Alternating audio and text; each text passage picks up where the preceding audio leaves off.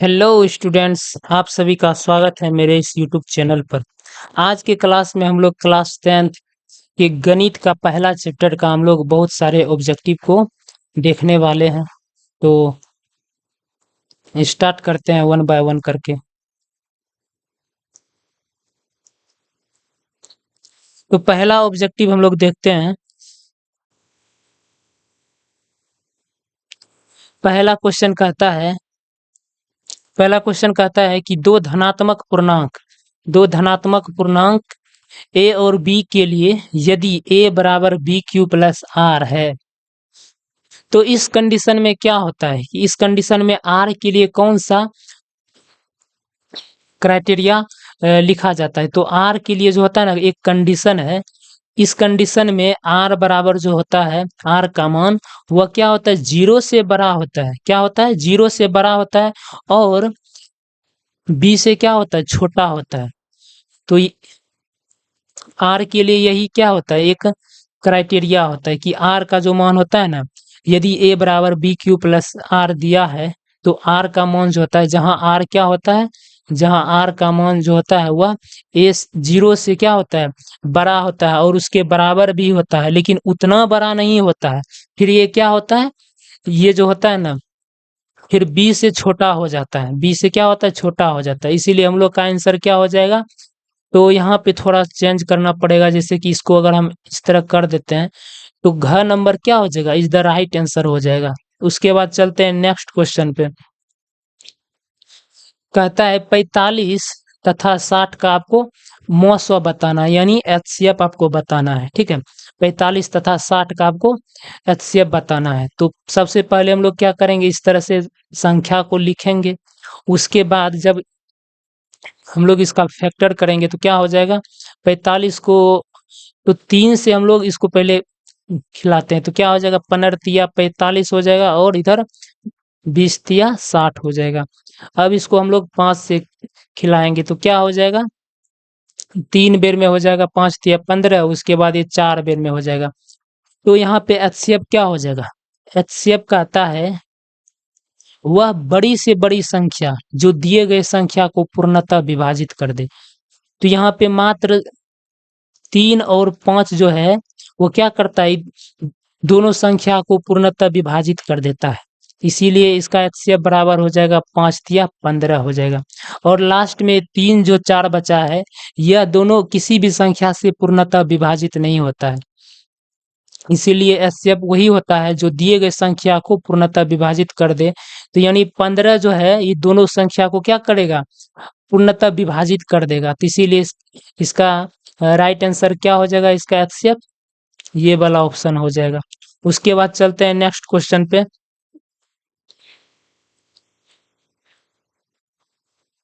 यानी 15 है, क्या करेगा। नेक्स्ट क्वेश्चन क्या कहता है, नेक्स्ट क्वेश्चन कहता है कि एक अशून्य परिमेय और एक अपरिमेय संख्या का गुणनफल क्या होगा। आपको ये वाला क्वेश्चन का आंसर बताना है। तो इसमें क्या हो जाएगा, देखिए एक बात हमेशा याद रखिएगा कि एक परिमेय संख्या एक परिमेय संख्या, ठीक है, और एक अपरिमेय संख्या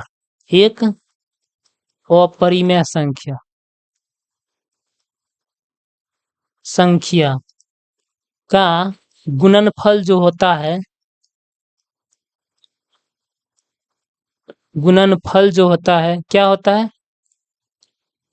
हमेशा हमेशा एक अपरिमेय संख्या होता है। अपरिमेय संख्या होता है, ये हमेशा आप याद कर लीजिए कि एक परिमेय संख्या और एक अपरिमेय संख्या का गुणनफल क्या होता है, एक हमेशा होता है, एक अपरिमेय संख्या होता है। जैसे फॉर एग्जांपल आप समझ सकते हैं कि मान लीजिए कि एक परिमेय संख्या है, परिमेय परिमेय एक संख्या है। मान लेते हैं एक परिमेय संख्या कितना है, 2 है, ठीक है, और अपरिमेय संख्या एक अपरिमेय संख्या इस तरह से आपको दिया है। √2। तो ये दोनों का गुणनफल क्या हो जाएगा, 2 गुना √2 बराबर 2√2, जो कि एक क्या है, ये भी एक अपरिमेय संख्या है, अपरिमेय संख्या है। इसीलिए यहाँ पे ये ऑप्शन नंबर ख इज द राइट आंसर हो जाएगा, हमेशा अपरिमेय संख्या। ठीक है, उसके बाद अब नेक्स्ट क्वेश्चन हम लोग देखते हैं। नेक्स्ट क्वेश्चन क्या कहता है, कहता है कि यूक्लिड विभाजन एल्गोरिथ्म दो धनात्मक पूर्णांकों के निम्न में से किसे परिकलित करने की तकनीक है। तो यूक्लिड विभाजन एल्गोरिथ्म द्वारा क्या होता है कि यूक्लिड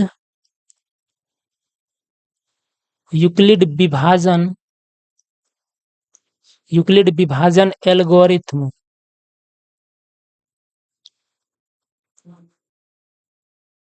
यूक्लिड विभाजन एल्गोरिथ्म द्वारा दो संख्याओं का क्या किया जाता है, हमेशा जो होता है ना, हमेशा एचसीएफ निकाला जाता है। तकनीक होता है एचसीएफ निकालने का, यानी परिकलित करने का एक तकनीक है एचसीएफ। तो इसका आंसर क्या हो जाएगा, एचसीएफ को हम लोग क्या बोलते हैं, मॉस। यानी यूक्लिड विभाजन एल्गोरिथ्म जो होता है वह दो संख्याओं के एचसीएफ निकालने का एक तकनीक है, इसीलिए इसका भी आंसर क्या हो जाएगा, ख number is the right answer हो जाएगा। उसके बाद अब हम लोग चलते हैं नेक्स्ट क्वेश्चन पे। नेक्स्ट क्वेश्चन क्या कहता है, कहता है कि सबसे छोटी अभाज्य और सबसे छोटी भाज्य संख्या का आपको गुणनफल बताना है।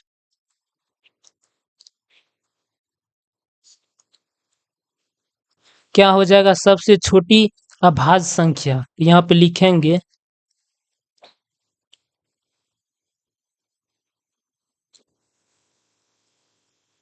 सबसे छोटी अभाज्य संख्या, अभाज्य संख्या। क्योंकि अभाज्य संख्या जो होता है, क्या होता है, ऐसी संख्या जो एक से कटे, स्वयं से कटे और किसी से ना कटे। तो ये जो होता है ना, दो से स्टार्ट होता है, इसीलिए दो क्या हो गया, सबसे छोटी अभाज्य संख्या हो गया। उसके बाद कहता है कि सबसे छोटी भाज्य संख्या, फिर क्या कहता है, सबसे छोटी भाज्य संख्या आपको बताना है।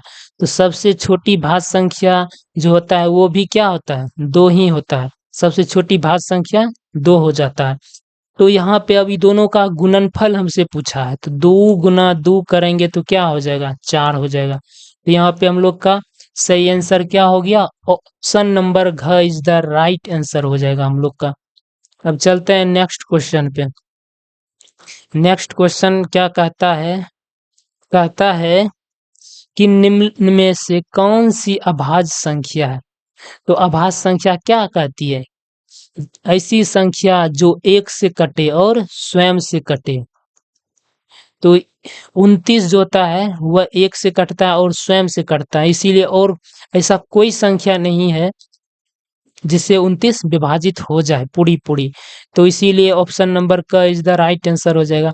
25 इसलिए नहीं होगा क्योंकि ये 5 से भी कटता है, स्वयं से भी कटता है, एक से भी कटता है। ये भी नहीं होगा क्योंकि ये 2 से कटता है, 8 से कटता है, 4 से कटता है, और 15 भी 3 से कटता है, इसलिए तीनों आंसर क्या हो जाएगा, ये भाज्य संख्या है। तो अभाज्य संख्या ऑप्शन नंबर क number is the right answer हो जाएगा। उसके बाद अब चलते हैं नेक्स्ट क्वेश्चन। कहता है कि यदि P तथा Q दो अभाज्य संख्याएं हैं तो उनका आपको एचसीएफ बताना है। दो अभाज्य संख्या है, एक पॉइंट हमेशा इस तरह से याद कर लीजिए कि अभाज्य संख्या का अभाज्य संख्या का एचसीएफ हमेशा क्या होती है, हमेशा 1 होती है। ठीक है, इस तरह से आप इसको याद कर लीजिए कि अभाज्य संख्या अगर दिया रहेगा तो दिमाग नहीं लगाना, डायरेक्ट 1 पे हमको दे देना इसका आंसर। ठीक है, तो अभाज्य संख्याओं का एचसीएफ क्या होता है, 1 होता है। उसके बाद अब लोग नेक्स्ट क्वेश्चन देखते हैं। नेक्स्ट क्वेश्चन कहता है कि निम्नलिखित में से कौन अभाज्य संख्या है। तो ऐसी संख्या जो 1 से कटे, स्वयं से कटे और किसी से न कटे। तो 15 जो होता है वह 3 से कटता है और 5 से कटता है, इसीलिए ये अभाज्य संख्या नहीं हुआ। 23 जो है वह 1 और स्वयं 23 से विभाजित होगा और किसी से न विभाजित होगा, इसीलिए हम लोग का आंसर क्या हो जाएगा, 23 इज द करेक्ट ऑप्शन हो जाएगा। इसीलिए ख number is the right answer हो जाएगा। नेक्स्ट क्वेश्चन अब देखते हैं। कहता है यदि 65 तथा 117 का मौसवातना है के रूप में है तो आपको m का मान बताना है। तो पहले तो जो दिया गया है संख्या उसको लिखेंगे, क्या लिखेंगे, 65 और 117 दिया हुआ है, तो इसका हम लोग HCF निकाल लेते हैं।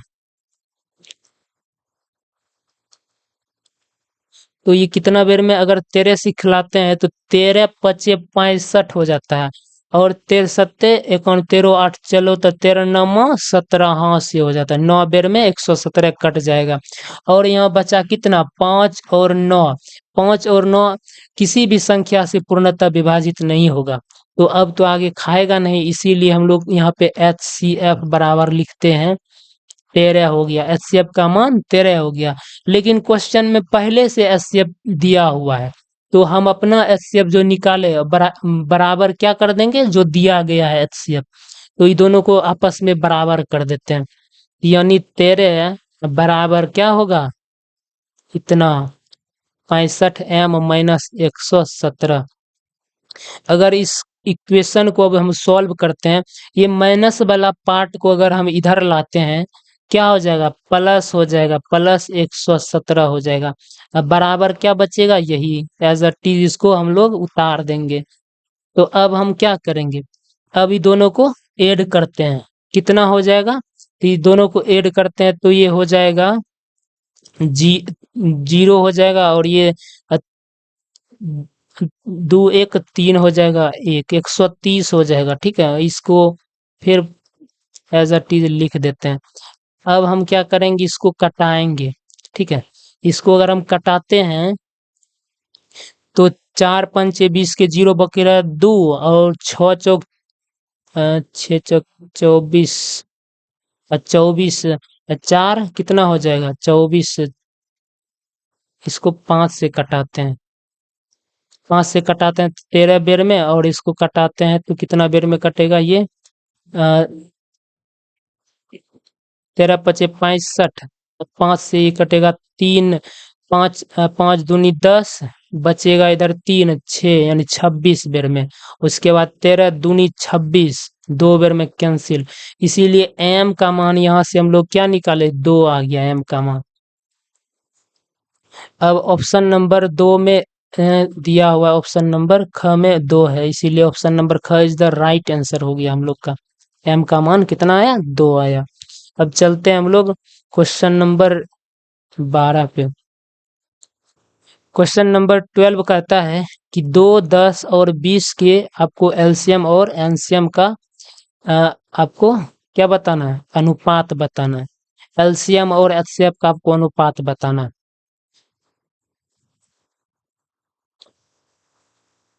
इसका क्या हो जाएगा आंसर, इसका हो जाएगा, अगर हम पहले दिए गए संख्या को लिखते हैं इस तरह से, और इसके बाद हम निकालते हैं एलसीएम और एचसीएफ, तो यहाँ पे क्या हो जाएगा, अगर 2 से इसको खिलाते हैं तो 1 बेर में कट जाएगा, और ये 5 बेर में, और ये कितना हो जाएगा 10 बेर में। ठीक है, उसके बाद अब 5 से इसको खिलाते हैं तो ये हो जाएगा 1 बेर में कैंसिल, ये हो जाएगा 2 बेर में कैंसिल।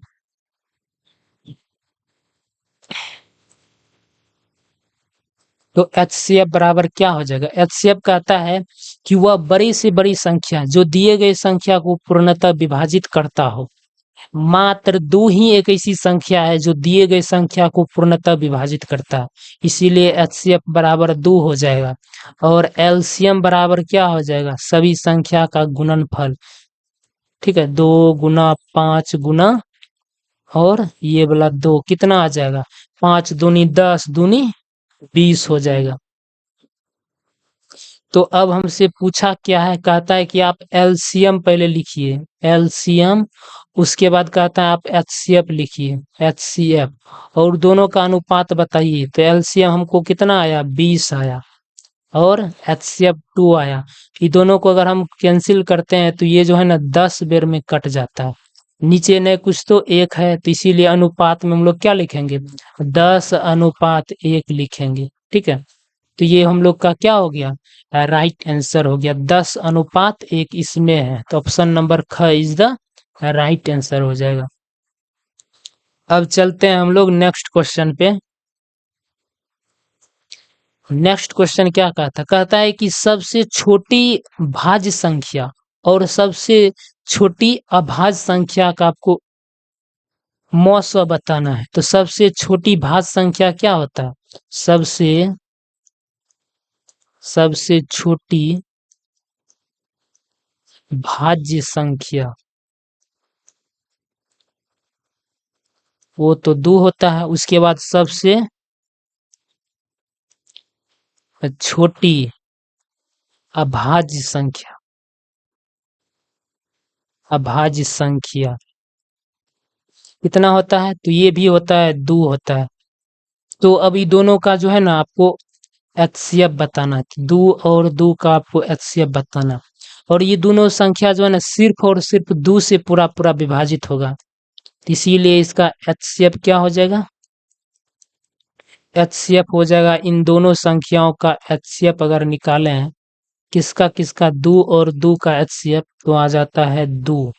इसीलिए ऑप्शन नंबर क्या हो जाएगा, ऑप्शन नंबर ख इज द राइट आंसर हो जाएगा।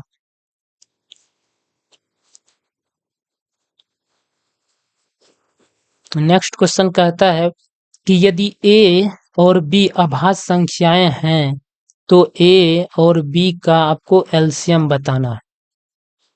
अभाज्य संख्या का एलसीएम क्या होता है, इसको भी नोट कर लीजिए, इसको भी इस तरह से नोट कर लीजिए कि लिखिए कि अभाज्य संख्या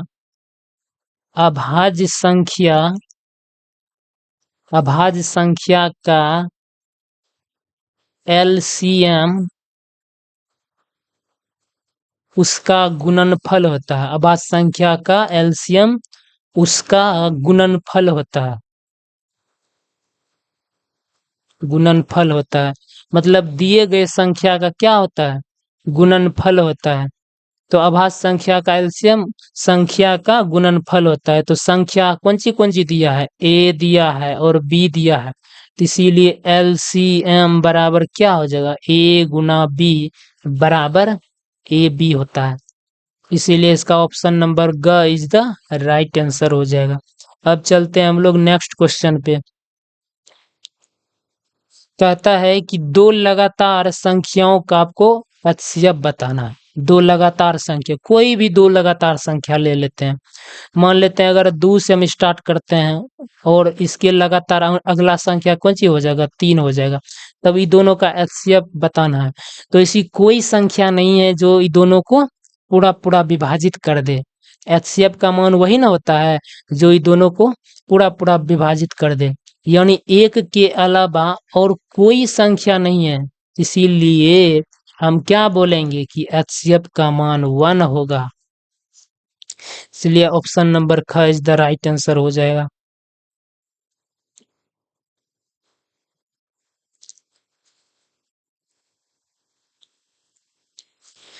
अब इसमें क्या कह रहा है, इसमें कह रहा है कि इतना के कितने अभाज्य गुणनखंड है।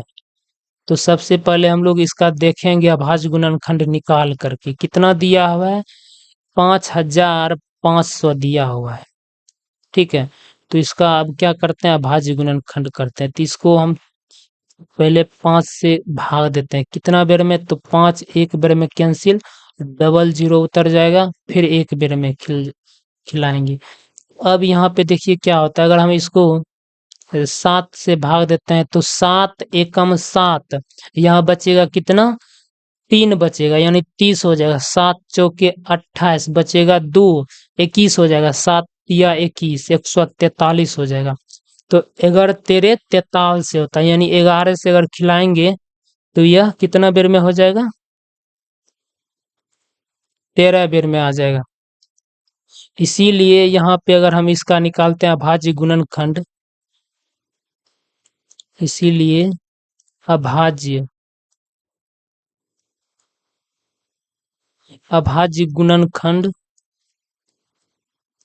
अभाज्य गुणनखंड बराबर क्या हो जाएगा, 5 गुना 7 गुना 11 गुना 13। तो इनमें से आपसे पूछ रहा है क्या, कितने अभाज्य गुणनखंड है, 1 2 3 4। तो नंबर ऑफ कितना हो जाएगा, 4 हो जाएगा। तो ख number is the right answer हो जाएगा। उसके बाद अब हम लोग चलते हैं नेक्स्ट क्वेश्चन पे। नेक्स्ट क्वेश्चन क्या कहता है,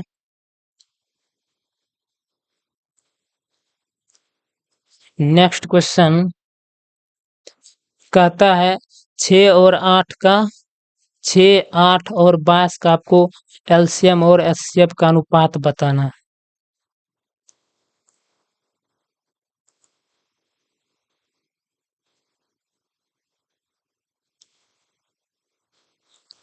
तो सबसे पहले हम लोग क्या करेंगे, इस तरह से संख्या, दिए गए संख्या को लिख लेंगे, ठीक है, जो दिया हुआ है। तो इसको अगर हम 2 से खिलाते हैं तो कितना बेर में कैंसिल होगा, 3 बेर में कटेगा, और ये 4 बेर में, ये 11 बेर में, ठीक है।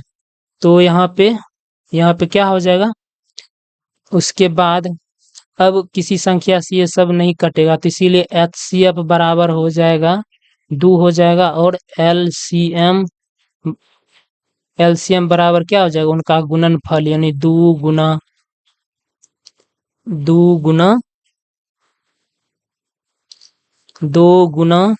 3 गुना 4 गुना 11 हो जाएगा, ठीक है। तो इसको अगर मल्टीप्लाई करते हैं तो क्या हो जाएगा, 3 दूनी 6, 6 चौक 24, 6 चौक 24 हो जाएगा। उसके बाद 11 से मल्टीप्लाई करेंगे। जब किसी भी संख्या को 11 से मल्टीप्लाई किया जाता है तो इस तरह से करना, पहले ये बड़ी जो है संख्या उसको लिखेंगे, फिर ये दोनों संख्या को जोड़ देंगे, कितना हो जाएगा, 6 हो जाएगा। फिर जो बचा उसको लिख देंगे। तो यही होता है 11 से गुना करने का नियम। अब क्या करेंगे हम लोग,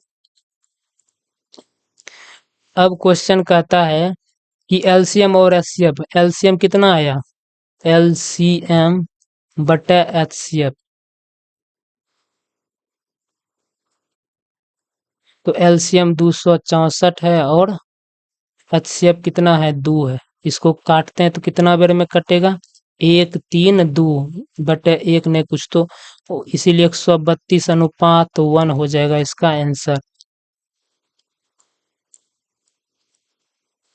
option number A is the correct answer हो जाएगा। उसके बाद नेक्स्ट क्वेश्चन करते हैं।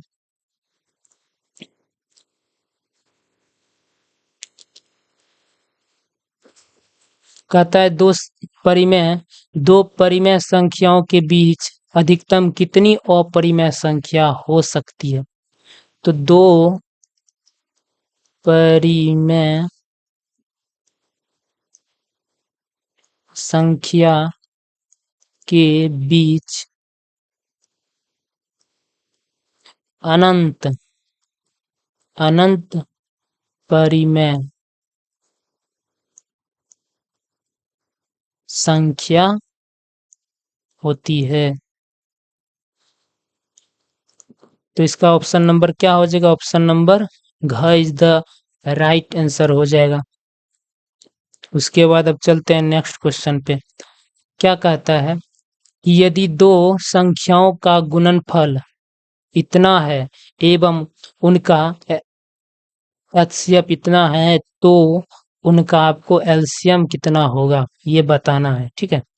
तो पहली बात तो दो गो संख्या दिया हुआ है ना, तो हम लोग क्या जानते हैं, वी नो दैट, हम लोग जानते हैं कि एचसीएफ गुना एलसीएम बराबर होता है ए गुना बी, यानी संख्याओं का गुणनफल।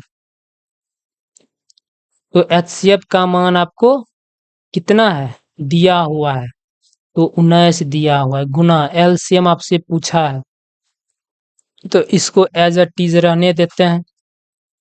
ए गुना बी यानी संख्याओं का गुणनफल आपको कितना दिया हुआ है? संख्याओं का गुणनफल आपको दिया हुआ है 2166 दिया हुआ है। तो जब इसको हम लोग अब सॉल्व करते हैं यानी एलसीएम बराबर क्या आ जाएगा? तो इतना, ये इधर गुना में था, इधर आएगा तो क्या हो जाएगा? बटे में हो जाएगा। ठीक है, तो जब इसको हम भाग करते हैं तो कितना बेर में कटेगा? तो 19 एकम 19 बचेगा कितना? 2 बचेगा यानी 26 हो जाएगा। 26 हो जाएगा तो इधर कितना बचेगा? यहाँ पे 26। फिर एक बेर में खिलाएंगे तो ऑप्शन नंबर क्या हो जाएगा? ऑप्शन नंबर ग इज द राइट आंसर, यानी ये 114 बेर में कट जाएगा। ठीक है, तो इसीलिए एलसीएम बराबर क्या हो जाएगा? 114 हो जाएगा। उसके बाद अब नेक्स्ट क्वेश्चन देखते हैं। कहता है कि 144 के अभाज्य गुणनखंड में 2 का घातांक आपको बताना है। तो पहले तो इसका गुणनखंड करेंगे 144 का, उसके बाद बताएंगे 2 का घातांक। तो यहाँ पे क्या करेंगे? 2 से भाग देंगे तो 7 बेर में, और इधर कितना बचेगा? 2। फिर 2 से खिलाएंगे तो 3 दूनी 6, एक बेर में इधर कितना बचेगा? 6 दूनी 12। फिर 2 से खिलाएंगे तो 18 दूनी 36 हो जाएगा। फिर 2 से 9 बेर में, अब तो 3 से खाएगा 3 बेर में। तो इसका अभाज्य गुणनखंड लिखते हैं, अभाज्य गुणनखंड। अभाज्य गुणनखंड, अभाज्य गुणनखंड बराबर क्या लिखेंगे? 1 2 3 4, 4 गो है, 2 पर पावर 4 है, इसको इस तरह से लिख सकते हैं। और 3 2 बार है, इसीलिए इसको 3 पर पावर 2 दे सकते हैं। तो आपसे पूछ क्या रहा है? 2 का घातांक, यानी 2 का पावर पूछ रहा है, 2 का पावर पूछ रहा है। 2 का पावर कितना है? 4 है, इसीलिए ऑप्शन नंबर ग इज द राइट आंसर हो जाएगा। उसके बाद अब हम चलते हैं नेक्स्ट क्वेश्चन पे।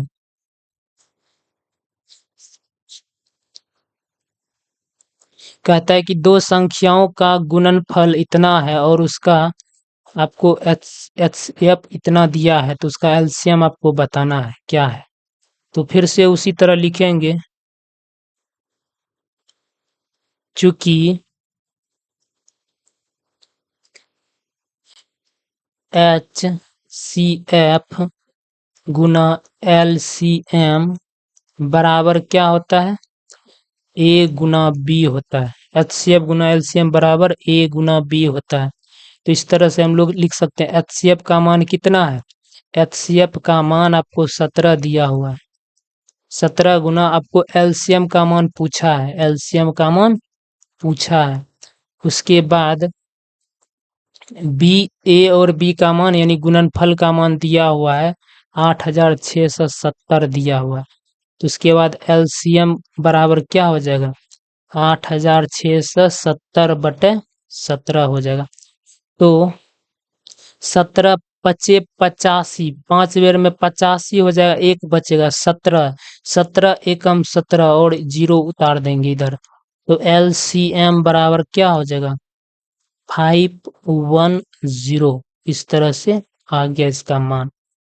तो ऑप्शन नंबर घ इज द राइट आंसर हो जाएगा इसका।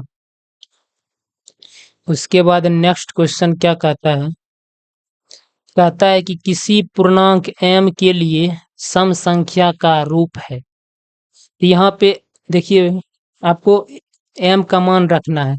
तो मान लीजिए कोई भी पूर्णांक, पूर्णांक क्या होता है? कहता है कि जीरो के साथ धनात्मक और ऋणात्मक संख्या के समूह को क्या कहते हैं? पूर्णांक कहते हैं। इनमें से कोई अगर मान रखते हैं m के जगह पे, तो उसके बाद देखना है कि कौन सा संख्या सम संख्या आता है। तो मान लीजिए m के जगह पे हम लोग 1 रखते हैं, तो 1 को रखने पर क्या आता है? 1 + 2 क्या आ जाएगा? 3 आ जाएगा, जो कि एक विषम संख्या है। हमसे सम पूछा है तो इसको तो कंसीडर नहीं करेंगे। उसके बाद m की जगह पर 1 रखते हैं तो क्या आ जाएगा, 2 एकम 2 हो जाएगा, प्लस 1 करेंगे ये भी 3 हो जाएगा, जो कि विषम संख्या है, तो इसको भी कंसीडर नहीं करेंगे। उसके बाद अगर m की जगह पे 1 रखते हैं तो 2 एकम कितना आ जाएगा, 2 आ जाएगा। इसीलिए ये जो है एक सम संख्या है, इसको कंसीडर करेंगे।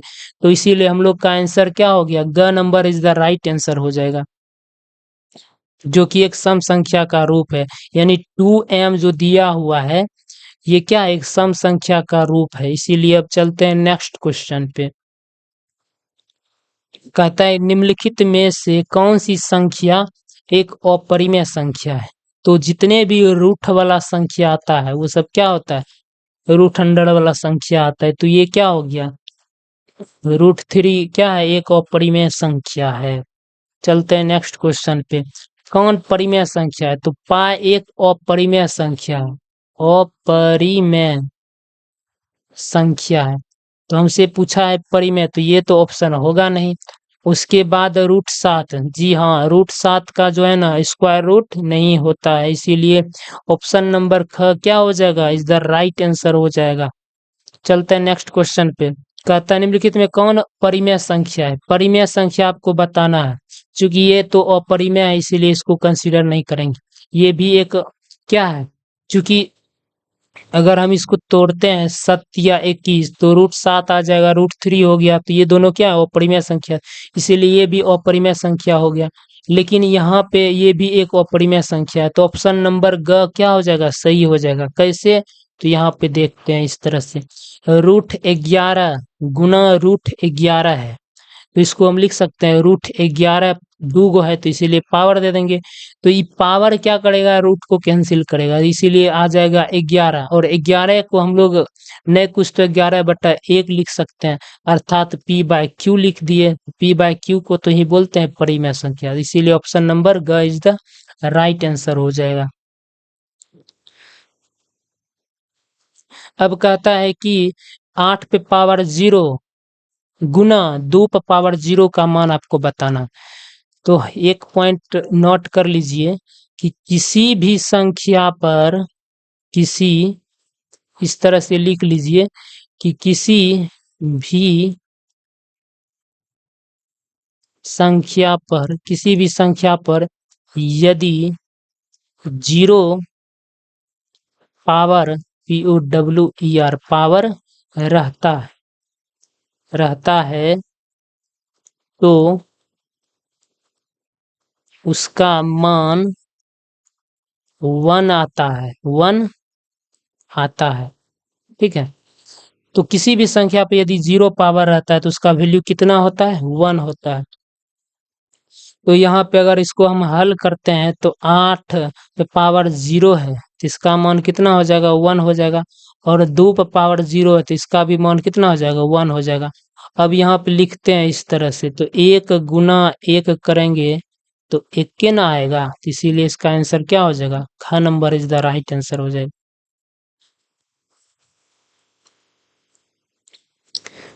अब देखिए ये वाला बोलता है कि आपसे पूछ रहा है कि इस तरह का संख्या एक परिमेय संख्या है कि पूर्णांक है कि प्राकृत संख्या है कि एक अपरिमेय संख्या, आपको बताना है।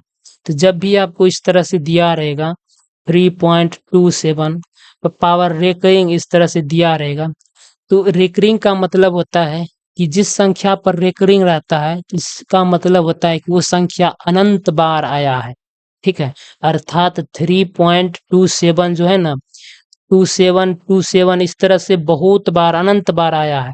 तो अनंत बार हम लोग नहीं लिख के इस पर रेकरिंग दे देते हैं इस तरह से, ठीक है। इसी का जो है ना शॉर्ट रूप है, ठीक है। तो और जब भी इस तरह का संख्या रहता है, क्योंकि एक ही संख्या बार बार दोहराता है तो इसी को क्या बोलते हैं, आवृत्ति बोलते हैं, आवृत्ति बोलते हैं, ठीक है। लेकिन एक ही संख्या दोहरा रहा है तो इसीलिए अशांत बोलेंगे, अशांत आवृत्ति, अशांत आवृत्ति। और अशांत आवृत्ति ये जो होता है ना, परिमेय परिमेय संख्या का होता है, तो इसीलिए यह एक परिमेय संख्या है। ठीक है, तो अब चलते हैं नेक्स्ट क्वेश्चन पे। तो निम्नलिखित में किस परिमेय संख्या का दशमलव प्रसार शांत है? तो यहाँ पे हमेशा एक पॉइंट याद रख लिए शांत के बारे में। ठीक है, जब भी आपको शांत के बारे में पूछेगा तो आप ये कहता है कि हर के अभाज्य गुणनखंड में, हर के अभाज्य गुणनखंड में 2 टू द पावर n या 5 टू द पावर n अथवा ये दोनों अगर आता है, ठीक है, ये दोनों अगर आता है तभी वो संख्या क्या होगा, शांत में होगा, उसका दशमलव प्रसार शांत में होगा। अगर इसके अलावा कोई और आता है तो वो क्या हो जाएगा, अशांत आवृत्ति हो जाएगा। तो यहाँ पे अब हम लोग चेक करेंगे, 15 को अगर लिखेंगे 3 गुना 5, 3 गुना 5, तो यहाँ पे क्या देखें, यहाँ पे 5 तो है लेकिन उसके साथ साथ 3 है, इसीलिए शांत नहीं होगा, ये अशांत आवृत्ति हो जाएगा। तो इसलिए ये ऑप्शन क्या हो जाएगा, गलत हो जाएगा। अब हम लोग यहाँ पे देखते हैं इसका, तो इसका जब हम लोग हर का अभाज्य गुणनखंड करेंगे तो 16 को यानी 160 को क्या लिख सकते हैं, 160 को लिख सकते हैं 2 पावर 4 गुना 2 गुना 5, इस तरह से लिख सकते हैं। यहाँ पे आप देखिए कि 2 पावर कितना आया, 5 आया, गुना 5 पे पावर नहीं कुछ तो 1 है। ये किस रूप में है, 2 टू द पावर n और 5 टू द पावर m के रूप का है। तो अतः हम लोग क्या बोल सकते हैं कि ये संख्या क्या है, इस संख्या का दशमलव प्रसार कैसा होगा, शांत होगा। तो इसीलिए ऑप्शन नंबर ख number is the right answer हो जाएगा। अगर इसको भी अगर चेक करना चाहें तो 60 को हम लोग लिख सकते हैं 12 पंचे 60, 12 पंचे 60, 12 पंचे 60, तो 12 को लिख सकते हैं 3 गुना 4 को लिख सकते हैं 2 पावर 2 गुना 5। तो यहाँ पे देख रहे हैं ना, 3 एक्स्ट्रा आ जाता है, इसीलिए 2 और 5 तो मिलता है लेकिन 3 आ जाता है, इसीलिए ये क्या हो जाएगा, अशांत आवृत्ति हो जाएगा। अब 35 को भी तोड़ देते हैं तो इसको हम 7 गुना 5 लिख सकते हैं, 5 तो अवेलेबल है लेकिन 7 अवेलेबल है, इसीलिए ये क्या हो जाएगा, अशांत आवृत्ति। इसीलिए ये ऑप्शन तीनों ऑप्शन क्या है, गलत है। एक ही ऑप्शन है जिसमें 5 और 2 आता है, तो इसीलिए ये ऑप्शन क्या हो जाएगा, हम लोग का सही हो जाएगा, ख number is the right answer हो जाएगा। अब नेक्स्ट क्वेश्चन क्या कह रहा है, कह रहा है कि अतना और रत्ना के बीच 2 परिमेय संख्या क्या होंगी। दो संख्या दिया हुआ है, उसके बीच आपको परिमेय संख्या निकालना है। तो परिमेय संख्या निकालने का एक ट्रिक है, इसका फॉर्मूला है हाफ इंटू ए प्लस बी। ठीक है, तो अब क्या करना है, तो इस फॉर्मूला पर दोनों संख्या को रख देते हैं। ए का मान मान लीजिए 1/3 है और बी का मान है तो 1/2 है। अभी इसको सॉल्व करते हैं तो कितना आ जाएगा, कोना कोनी गुना कर दो, 2 प्लस 3 बटे नीचे में भी गुना कर दो 6। ठीक है, तो यहाँ पे क्या आ गया, तो जब इसको हम अब ब्रैकेट खोलते हैं तो ये दोनों को जोड़ के निकालेंगे, 5/6 हो गया। और इसका जब गुणनफल हम करते हैं तो ये क्या आ जाएगा, तो 5/6 दूनी 12 हो गया। तो ये दोनों ये जो है इन दोनों संख्याओं के बीच का एक परिमेय संख्या है। तो ऑप्शन में कहाँ पे है, हाँ यहाँ पे है 5/12, ऑप्शन नंबर ख इज द राइट आंसर हो जाएगा। उसके बाद हम लोग चलते हैं नेक्स्ट क्वेश्चन पे। नेक्स्ट क्वेश्चन क्या कहता है, निम्नलिखित में किसका दशमलव प्रसार शांत है, निम्नलिखित में किसका दशमलव प्रसार शांत है, आपको ये बताना है। तो वही बात है कि शांत के लिए क्या होना चाहिए, हर के अभाज्य गुणनखंड में, शांत के लिए हर के अभाज्य गुणनखंड में, हर के अभाज्य अभाज्य गुणनखंड में,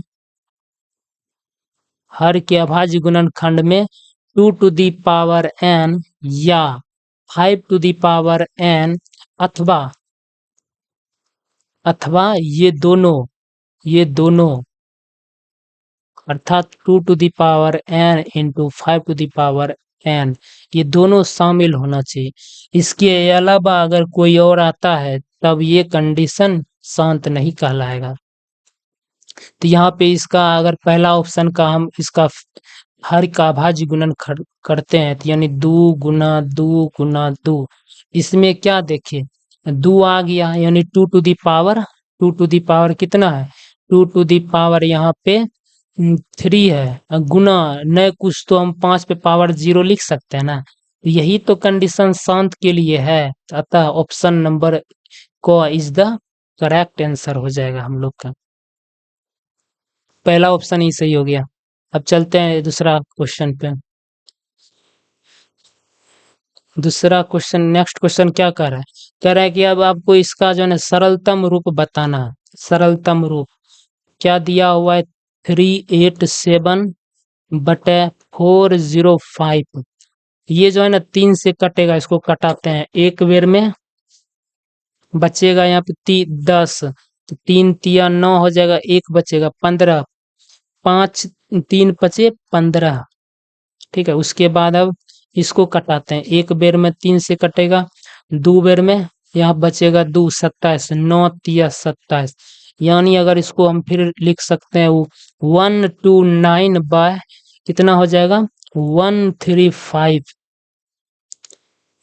तो ये वाला ऑप्शन। और तो अब इसको 5 से ही कटेगा, ये कितना से कटेगा, ये 3 से कटेगा, ये कितना कटेगा 4 8 से, ये तो 3 से नहीं कटेगा, इसीलिए अब जो है ना हाँ ऑप्शन नंबर यहाँ पे मिल रहा है, तो ये वाला ऑप्शन हो जाएगा इसका। उसके बाद यहाँ पे देख रहे हैं नेक्स्ट क्वेश्चन क्या कर रहा है, कह रहा है कि 92 बाय 115 का आपको क्या बताना है, सरलतम रूप बताना है। इसको अगर हम कटाते हैं, अगर हम 23 गुना क्या करते हैं, 23 गुना अगर हम करते हैं 5 से, 5 या 15 और 10 एक 11, यानी 5 बेर में ये 23 से कट जाए, 23 से 5 बेर में कटेगा, और ये कितना बेर में कटेगा 4 बेर में कटेगा, तो इसीलिए इसका आंसर क्या हो जाएगा 4/5 हो जाएगा। 4/5 कहाँ पे है, 4/5 ऑप्शन नंबर ग इज द राइट आंसर हो जाएगा। उसके बाद नेक्स्ट क्वेश्चन देखते हैं, नेक्स्ट क्वेश्चन क्या कहता है। नेक्स्ट क्वेश्चन,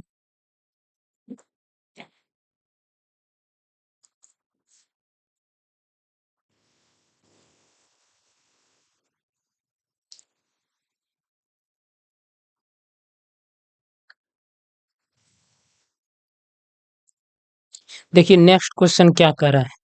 नेक्स्ट क्वेश्चन कहता है निम्नलिखित में किसका दशमलव प्रसार शांत है। हमेशा आप वही नियम फॉलो करिए कि हर का अभाज्य गुणनखंड कीजिए, तो हर का अभाज्य गुणनखंड में हम लोग यहाँ पे देख रहे हैं तो 11 गुना 8 करते हैं तो 88 हो जाता है। इसमें 2 तो है लेकिन उसके साथ साथ 11 है, तो ये ऐसा नहीं होना, शांत के लिए सिर्फ 2 और 5 होना चाहिए, तो ये तो ऑप्शन गलत हो गया। उसके बाद इसमें देखते हैं कि 210 है, तो इसको हम लिख सकते हैं 7 गुना 3 गुना इधर 10, यानी 2 गुना 5 लिख सकते हैं, तो ये तो है लेकिन इसके साथ साथ ये भी है, तो इसीलिए ये ऑप्शन भी गलत हो गया। यानी शांत पूछ रहा है तो शांत में 2 और 5 ही होना चाहिए। तो अब इसको करते हैं, तो इसको करने से पहले एक बार इसको इस तरह से करना पड़ेगा आपको, ये कटेगा अभी, पहले इसको शॉर्ट रूप में लिखेंगे, तो इसको 5 से कटाते हैं 3 बेर में, 5 से कटाते हैं तो 5 तिया 15, 5 तिया 15 ना, अगर इसको 5 से 3 बेर में कटेगा, एक बचेगा 30, तो 6 पंच 30 और इधर 0 हो गया। फिर अगर इसको हम 3 से कटाते हैं तो कितना बेर में 1 2 120 हो गया ना, यानी 1/120 हो गया। अब इसका अभाज्य गुणनखंड करते हैं, तो 3 गुना 4 गुना 10 यानी 2 गुना 5 लिख सकते हैं। तो यहाँ पे क्या देखें,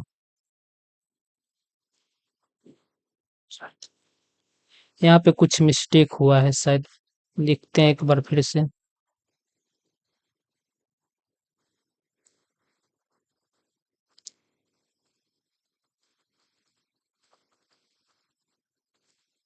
यहाँ से 15 है, उसके बाद 1600 है। जब इसको हम कटाते हैं, 5 से कटाते हैं 3 बेर में कैंसिल हो जाएगा, और 5 से कटाते हैं तो 5 तिया 15, 3 बेर में हो जाएगा। उसके बाद यहाँ पे बचेगा कितना, 1 बचेगा। 5 दूनी 10, 320 है ना। अच्छा, 3 से अब नहीं खा रहा है ना, इसीलिए 3 अपॉन कितना बचेगा, 320। 320 हो गया, तो अब इसका जो है हम लोग क्या करेंगे, अभाज्य गुणनखंड करेंगे। 32 को क्या लिख सकते हैं, 2 पावर 4 2 पावर कितना लिख सकते हैं, 5। ठीक है, उसके बाद इसको कितना इधर फिर 2 लिख सकते हैं, 5 लिख सकते हैं, यानी ओवरऑल इसको हम लोग लिख सकते हैं 2 पावर 6 गुना 5 लिख सकते हैं इस तरह से। तो यही तो शांत के लिए एक कंडीशन है कि शांत कहता है कि हर के अभाज्य गुणनखंड में 2 टू द पावर n और 5 टू द पावर m ये दोनों शामिल होना चाहिए, या 2 टू द पावर n या 5 टू द पावर n, अथवा दोनों शामिल होना चाहिए। तो ये ऑप्शन क्या हो जाएगा, हम लोग का सही ऑप्शन हो जाएगा। उसके बाद नेक्स्ट क्वेश्चन देखते हैं। कहता है कि 0.5 पे रेकरिंग है, इसका मान आपको बताना है। जब भी आपसे इस तरह से क्वेश्चन पूछेगा रेकरिंग वाला, तो आपको कुछ नहीं करना है, बस ये संख्या को बिना विदाउट दशमलव के लिखना है, तो 5 लिख देना, और जितने पे रेकरिंग है बटे में उतना 9 दे देना है। तो 5 पे रेकरिंग है, तो यानी एक संख्या पे रेकरिंग है, तो एगो 9 दे देंगे, तो यही इसका क्या हो जाएगा, एक फ्रैक्शन वैल्यू हो जाएगा। तो यहाँ पे जब इसको लिखते हैं तो कहाँ पे ऑप्शन मिल रहा है, 5/9, this is the option correct हो जाएगा। उसके बाद नेक्स्ट क्वेश्चन चलते हैं। कहता है √7 क्या है, √7 जो है ना एक अपरिमेय संख्या है। उसके बाद कहता है निम्नलिखित में किसका दशमलव प्रसार अशांत है। इस बार अशांत पूछा है, तो पहला ऑप्शन को हम लोग यदि करते हैं इस तरह से, अशांत बताना है, तो 50 को हम 10 5 गुना 10 लिख सकते हैं। तो इसमें भी क्या आ जाएगा, बराबर 5 गुना इस तरह से लिख सकते हैं। तो ये तो हो गया शांत, क्योंकि इसमें 2 और 5 दोनों अवेलेबल है। उसके बाद इसको अगर करते हैं, तो इसको अगर 243 को अगर हम करते हैं तो क्या हो जाएगा, तो इसको अगर अभाज्य गुणनखंड करते हैं 243 का अभाज्य गुणनखंड, तो ये कितना से 3 से कटेगा, 3 से कितना 8 या 24 81 बेर में। तो यहाँ पे क्या देखें, 3 जैसे ही आया तो समझ लीजिए क्या हो जाएगा, अशांत हो जाएगा, क्योंकि 5 और 2 रहता है तो शांत होता है, 3 आ जाएगा तो क्या हो जाएगा, अशांत हो जाएगा। इसीलिए ऑप्शन नंबर ख इज द राइट आंसर हो जाएगा। √3 क्या है, एक अपरिमेय संख्या। उसके बाद नेक्स्ट क्वेश्चन कहता है √2 क्या है, ये भी एक अपरिमेय संख्या। उसके बाद कहता है क्या 0 किसी पूर्णांक को विभाजित करता है। अब इसको समझना है कि 0 किसी पूर्णांक को विभाजित करता है। देखिए, अंक गणित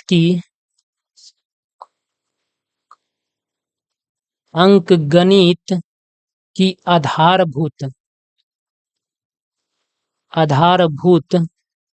प्रमेय से कोई भी संख्या यदि किसी संख्या को विभाजित करता है, तो वो संख्या उस संख्या के अभाज्य गुणनखंड में अवेलेबल रहता है।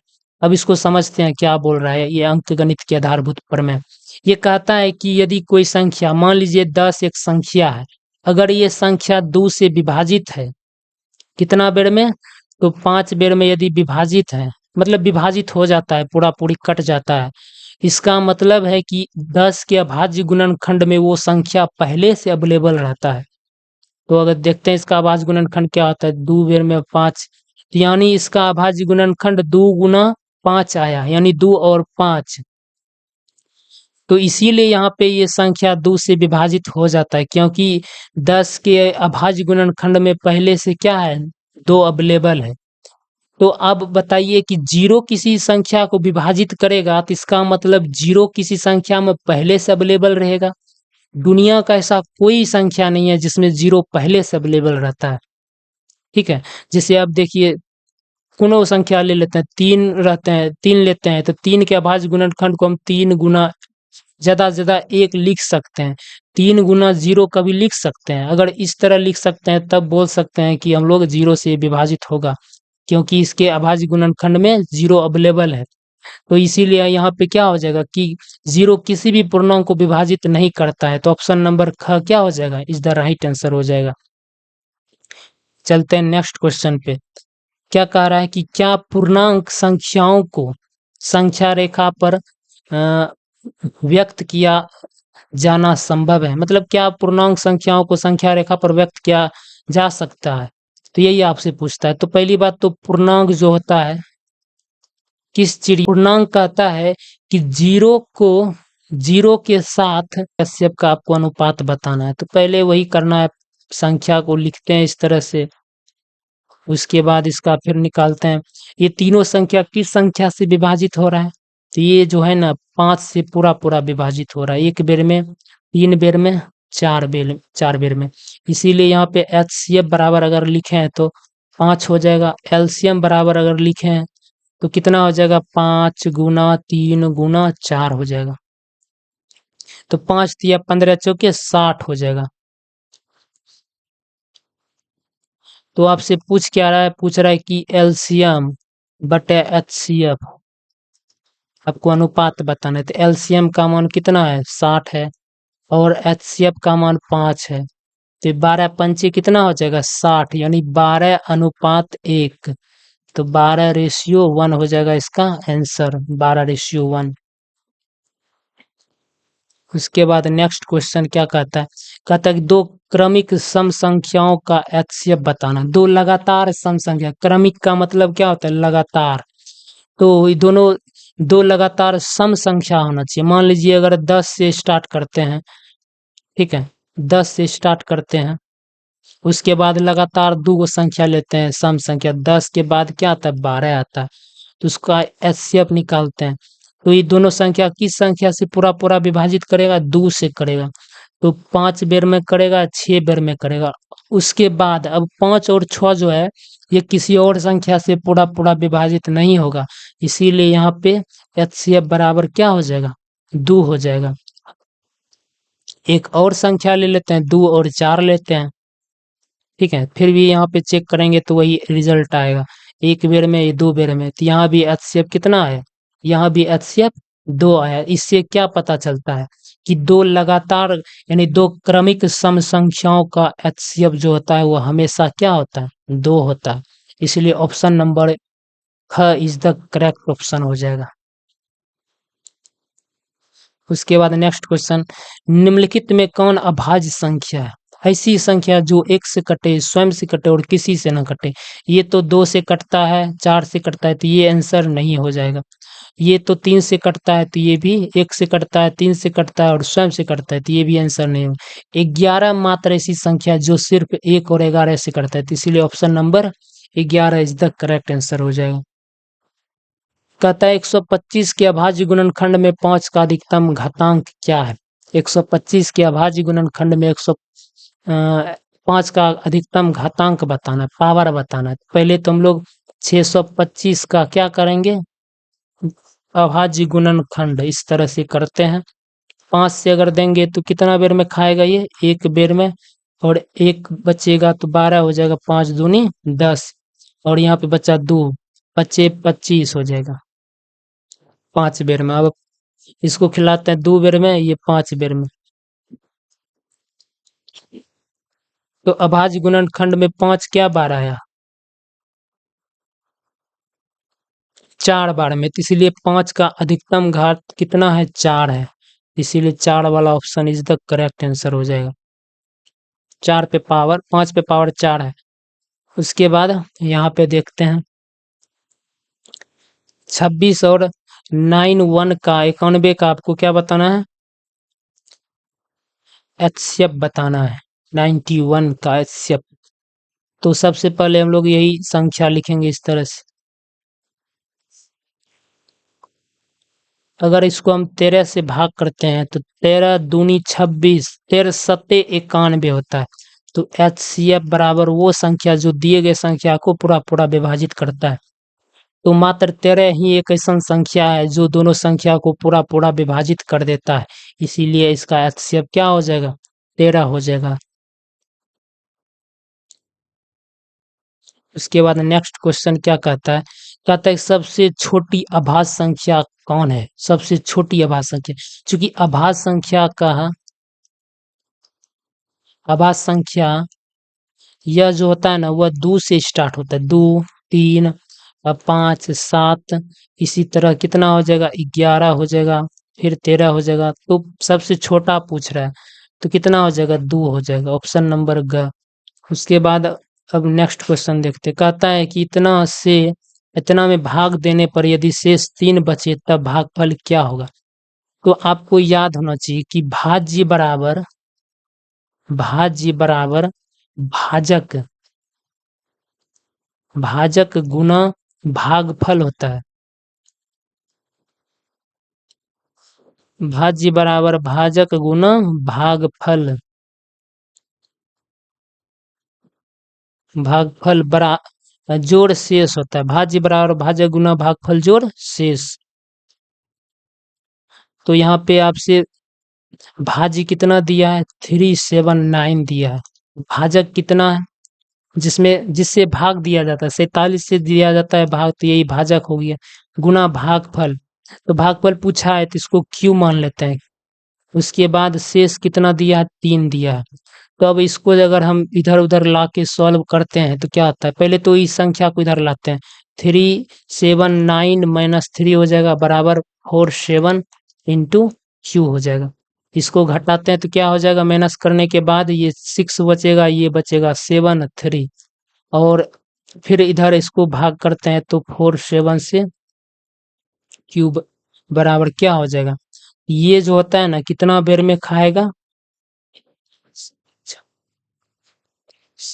8 सत्ते 56 होता है। तो यहाँ से 8 बेर में खाता है ये। 8 से अगर 8 सत्ते 56 की 6 बाकी रहा, 5 और ये 8 चौके 32, 8 चौके 32, 5 कितना हो जाएगा, 37 हो जाएगा। तो ये 8 बेर में खा जाएगा, इसीलिए क्यू का मान कितना आया, क्यू का मान जो है 8 आ गया ना, 8 बेर में ये कैंसिल आउट कर देता है, इसीलिए इसका ऑप्शन नंबर ख इज द करेक्ट आंसर हो जाएगा।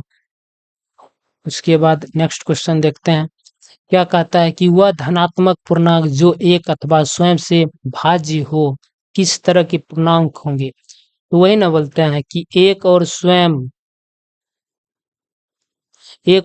से जो भाज्य होता है उसको क्या बोलते हैं, अभाज्य संख्या, अभाज्य संख्या। तो ऑप्शन नंबर ख इज द करेक्ट आंसर हो जाएगा।